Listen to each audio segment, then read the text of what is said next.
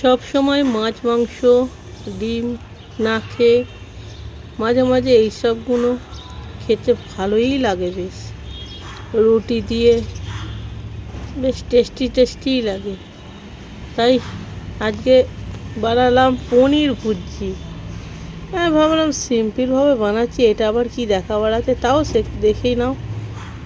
সাদা তেল দিলাম, সাদা তেলের মধ্যে জিরে, কাঁচা লঙ্কা, একটুখানি আদা গ্রেট করা, আর গাজর, বিনস, ক্যাপসিকাম, আর অল্প একটু কড়াইশুঁটি দিয়ে দিয়েছি, আর তার মধ্যে লবণ আর হলুদ দিয়ে দিলাম।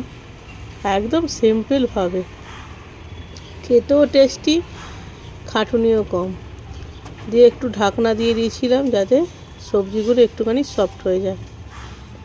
এবার টমেটো কুচো দিলাম, টমেটো কুচোটা একটু মেল্ট হয়ে যাক। কার কার পনির ভালো লাগে অবশ্যই জানাও কমেন্ট করে। আমার পনির খুব একটা পছন্দের নয় ডিশ।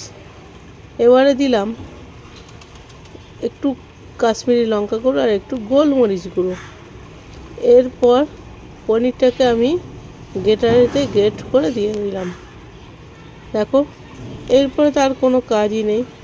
এবার ভালো করে মিক্সিং করে করে করে পনিরটাকে ভালো করে ফ্রাই করে নেব। Welcome back to my channel মনের ক্যানভাস বৃষ্টি লেখা। এবার একটু চিনি দিলাম সামান্য, আর যাদের কাছে ধনেপাতা আছে অবশ্যই ধনেপাতা দিয়ে ওপর থেকে ভালো লাগবে।